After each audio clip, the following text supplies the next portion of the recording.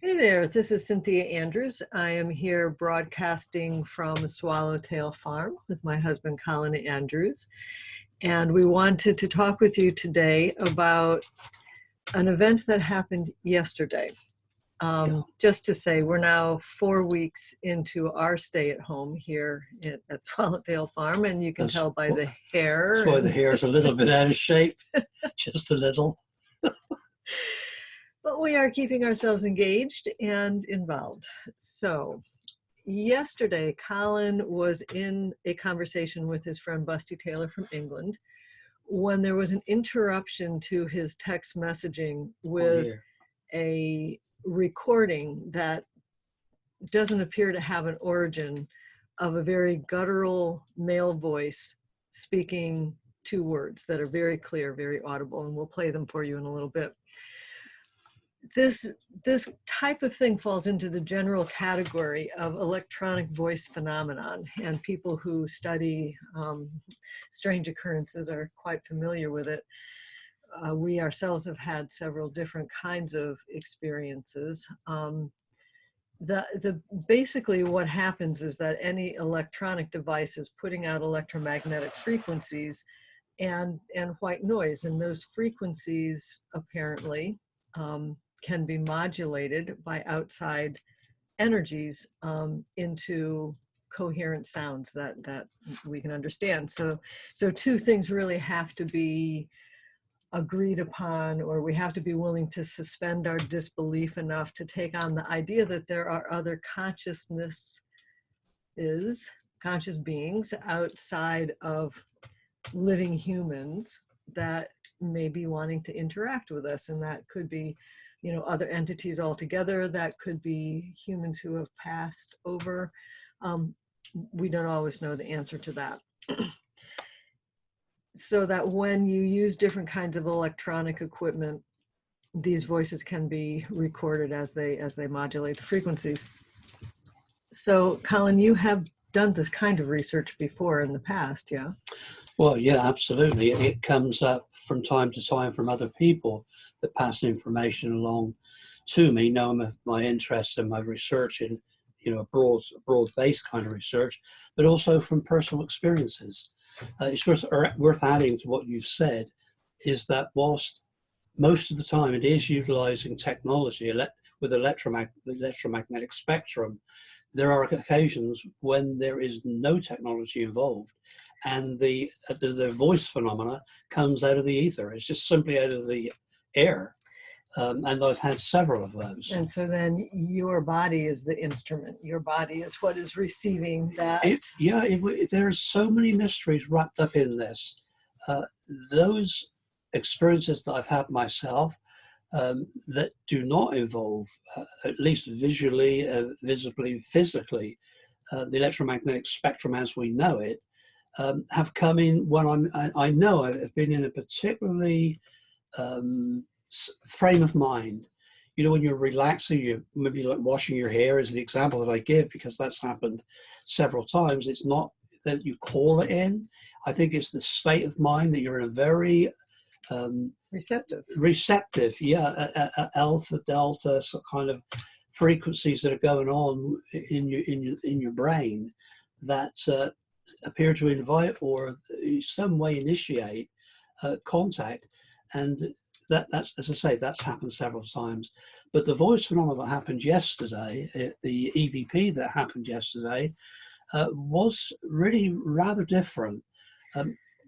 Before we go into that, just for a moment, it strikes me when you're in these receptive states and when these things have happened before, they've generally happened in order to do a course correction for you. They've been meaningful in that they changed the direction of what you were doing. Would you agree? That's a very strong point. Definitely. I mean, without telling the full story, two good examples was at Mandy's house, my daughter's house in England, when this voice came through that was internal. It was in my head, but I knew it wasn't me. It wasn't the thought process. I wasn't dreaming. I was perfectly awake, and it simply said, "You must go public with this information now." I mean, Right, so that changed the course, because that was referring, and I knew what it was referring to. This is like, the weird thing about it. People say, well, how do you know? It didn't mention the word. It didn't say what it is you are going having to go public with. But I knew, it was already in my head, that the Rockefeller research or investigation that had been going on during 1999 and 2000 really wasn't quite ready for public. In fact, it was never intended to be public information. It was my research, and being funded by an individual who happened to be Lawrence Rockefeller. But yes, that was really saying, now it is important to inform the world of the level of man-made structures, i.e. crop circles, that are being manufactured, made out there. It's time for you to do it, and the emphasis on now. It's like timing is important.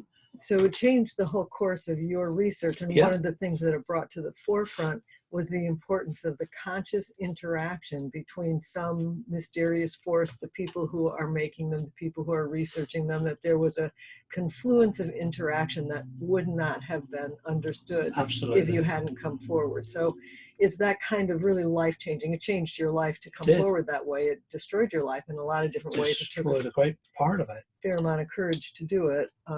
And so having said that, if we take that on board and coming back to today, or yesterday, Yeah. you were engaged in a conversation by text with Busty Taylor. I was, and just before I go through that in some detail, the very first one of this kind that I had was, again, out of thin air. To my right, it was kind of like felt like about 2 feet or 3 feet away on my right, and I was inputting data, which is day in and day out, of information, sizes, magnetic alignment with the Earth's magnetic field of the crop circles, their measurements, etc. And it said simply, it was a very single sentence, as it always is, single sentence, very precise. What are you doing? Now again, in my head, what am I doing? What am I doing? Spending day and night looking at statistics and scientific explanations, when in fact, later, further down the road, by changing direction, one could see this was much more a heart phenomena that was connecting with the emotions of individuals, one might say the spiritual side of individuals, which would not have happened had it not been, well, at least I can't say it wouldn't, but I can say it would not at that time have happened without that prompt. It's like the foundations are being laid in place. You have the freedom to place each brick, but if you've placed one out of place that's important to the structure, something else comes in and just taps it in position. Well, let me just say that I often ask, what are you doing? Am I doing? What, Colin, are you doing? But yesterday, of course, that fills every one of our minds right now. There's only one word, it's the coronavirus. And I was exchanging with Busty Taylor, my friend in England, and I related some things that I thought, and I was asking the question at the very end, which maybe I should just read, and then everybody knows what it is. There appeared to be the response to. Yeah, maybe just even the end part is all. Yeah, okay. Okay, well, I've got it here, of course. So I go right the way through, and I come up to the end, and at the very end, I say, I don't see any way around this. Going back to work and mixing is nuts, but what are starving families, here's the question, what are starving families to do who have no income or food? And back within seconds came the mystery voice, and it's at 7:24 a.m. is the timestamp on it, which was incidentally 1 hour exactly behind when I actually got it. I received this at 8:24, and it's date stamped 7:24. And what it says is this. Global nature. 2 very clear words was the response. So one now is left to ask, what do those two words mean as a response to that question? What does Yeah. it mean? What does it mean to me, to us? And it's two words that were, it's the shortest sentence is possible. One word isn't a sentence. Two words can be. The shortest ever precise response was global nature. What do those two words mean? Yeah, and I think it's interesting that this happened to you with Busty. Haven't you had other kinds of things like that happen with Busty? Yes, yeah, yes. Because Busty's very much of the same mind as myself, out seeking information with a very open mind. Yes, Busty had this tape recorder going, the old-fashioned real tape, 5 1/4 tape to tape tape recorder, and he set it up, and he was, recording, and we were asking questions and wondering whether something would come back. I don't, at this point, without looking at my notes in the archive, remember the exact question that was asked at that time. But what came back was clear as day, was "I am dead. I am dead." We played back, went back and back and back. "I am dead." So it was, So it's happened before with Busty, and again, something happened there yesterday. which again is interesting, because the research that has been done by is it the British Psychical Society? British Society of Psychic Research. With the skull experiment, and the skull experiment, as I know it, and you probably know more, was specifically trying to make contact with humans who had passed over, correct? Yeah. So human spirits, and they were very successful in their experiments, which is all documented and able to be found on the internet. But one of the things that they found was that what was important in having a positive outcome was having a particular combination of people, and that combination of people needed to be sitting in a certain constellation. Yeah. So I don't think it's an accident that you and Busty had this kind of thing. In fact, I'm remembering you and Busty in a light aircraft flying over a field and saying out loud, "All we need right now is to have all these elements together." Yeah. Well, I think you've put your finger on an important point here. I think you can describe this as being in your comfort zone. When in the skull experiment was not successful for a long time, they'd had random hits here and there that they questioned, and there was always a reason to question: was it this? Is that our imagination? Did somebody call from outside? All these things. And they tried this seating combination you're referring to, and we all know how this. In fact, perhaps some are not particularly observant and don't realize that when you walk into a room, you head into your comfort zone. And so there's 2 chairs over here, 2 over there, and 2 over there, and you select to go in your comfort zone. Well, they tried this, and it was only by the comfort zone that is set up with a few people in the room is not where it finally finishes up when they're all in the room, because somehow or other individuals detect other individuals, not saying they don't like, No, but they but don't it's feel how comfortable things with. flow. It's how It's the everything flow. flows among the people. And in the aircraft, we were in our comfort zone. I feel very comfortable talking with Busty. In the shower, washing, when other things have happened and the voices have come through, again, it's comfort when you're feeling in your comfort zone. I think it also associates with sincerity. I've said this because it's one that I feel strongly about, is that if the question is being asked, you might say as a party trick, forget it. It's not the right time to do it. It's not the right way to do it. If you are sincere, and you might say even almost desperate, there's a linkage there between sincerity and desperation for connection. There's no more serious and spiritual need at this moment in time than the coronavirus.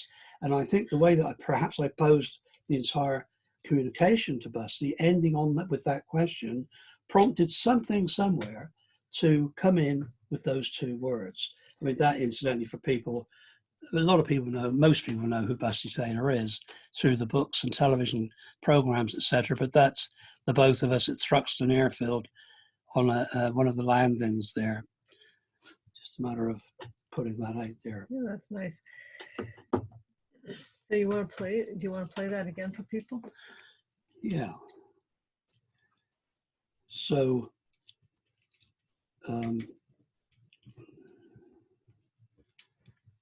Just a second. Here we go.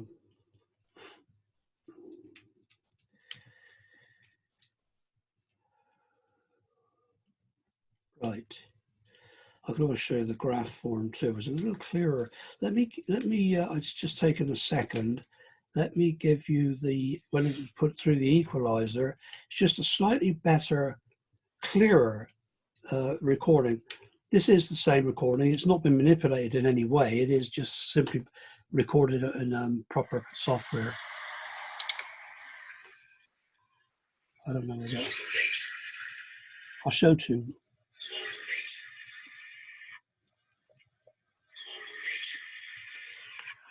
So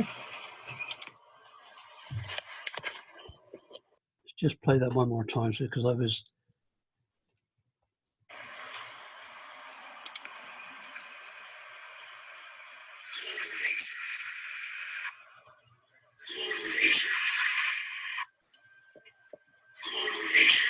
There's no question that it is global nature. It's a matter now of what it means to us. Global.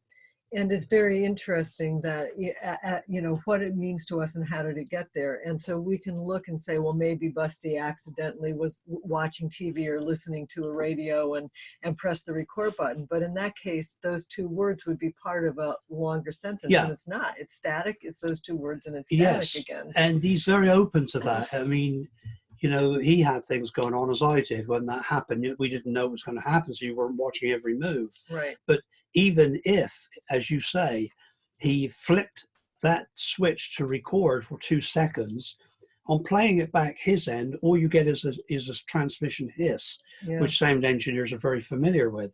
This end, in the United States, 5,000 miles away, there's a carrier wave which has picked up 2 words, which are not. You cannot hear that in the UK as recorded. It's here. Once it arrives parts of a second, 187,000 miles per second on that machine, and it's got 2 words in it, which were profoundly meaningful to the situation we are in. Global embracement of the entire planet. Global. Nature is the God force. It's Gaia. You know, people would see that in different ways, but nature, Mother Nature, is life on Earth. Mm-hmm. And as you're talking about the coronavirus undermining human constructs, all the things that we have built our societies on, we can see whether they hold or whether they fall. We can see very clearly how fragile they are, how the economic, the political, the foods, you know, supply, how fragile our constructs are. And underneath all of those constructs is the fundamental reality of nature, which is what will survive this and which is an expression of life force on this planet. So how are we organizing ourselves and situating ourselves in alignment with life force?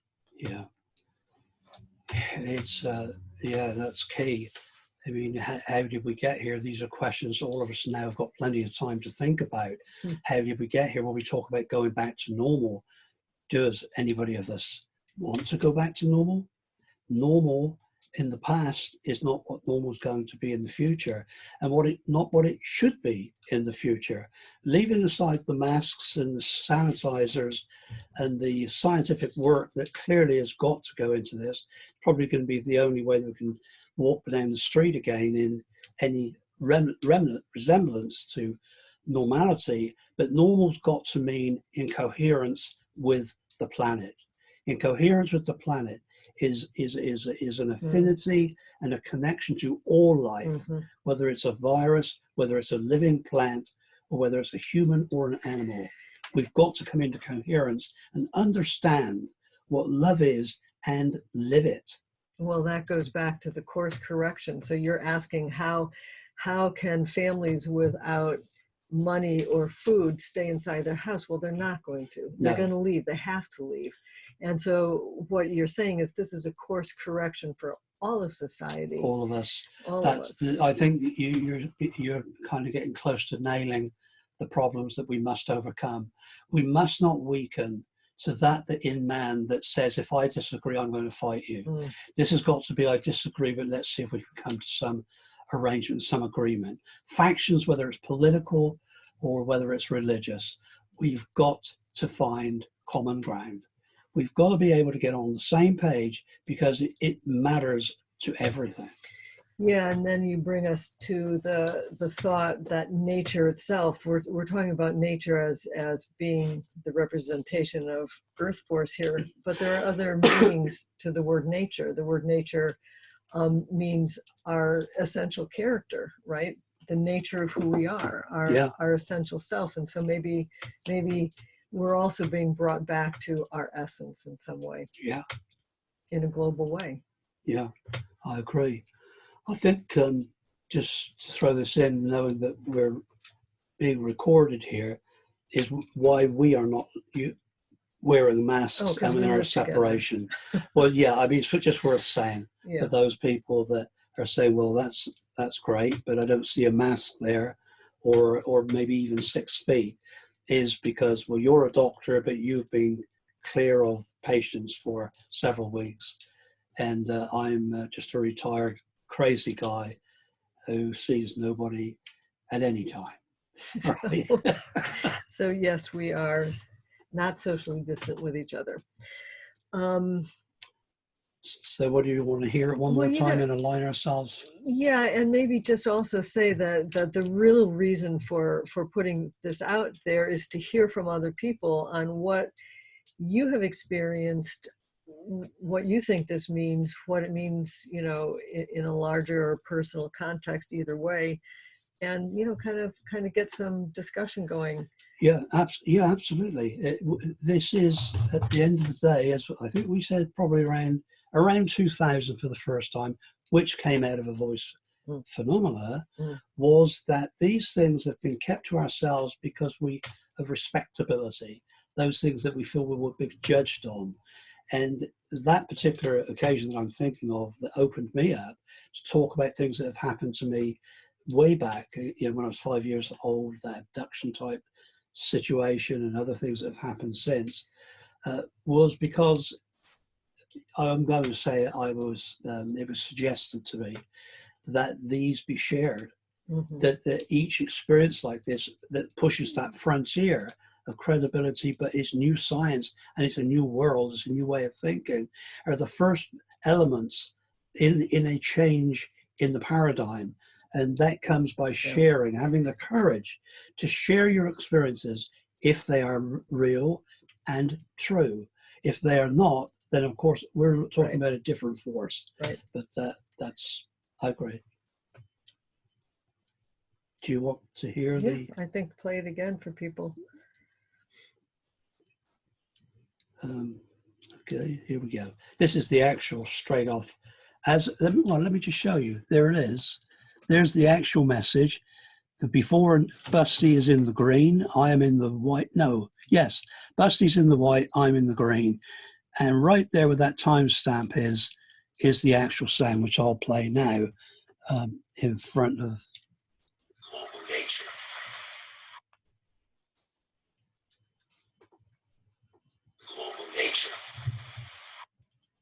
Global nature. So global nature is it. So if you have anything you'd like to add, anything you'd like to say, please, you know, Colin's available on Facebook. Please add your things. If you are interested in electronic voice phenomenon and want to know more, Colin and my book On the Edge of Reality. I think this is all showing up in mirror image, so they can't really tell from holding it up, but On the Edge of Reality is really? Colin's Well, I will do it anyway. There it is. I don't know whether it appears to be in Japanese or Russian or whatever. But there it is, On the Edge of Reality. As we are right now on the edge of reality with the virus, and it is our sincere hope that everybody listening to this is healthy, is safe, is financially secure, and you know, our thoughts and best wishes and prayers go with everybody. Yeah, absolutely. There's never been a time like it. We are all grieving. We're all grieving. That's the emotion I think that's coming through here deeply, is a grieving for what we are losing or have lost. But the coming together now is what it's all about. Yeah, so, and I stay safe, everybody. Would say that in addition to grieving. There is a welcoming of a new way of being in alignment with nature that will be better for everybody. No, well done, Cynthia. And great. Bye, everybody.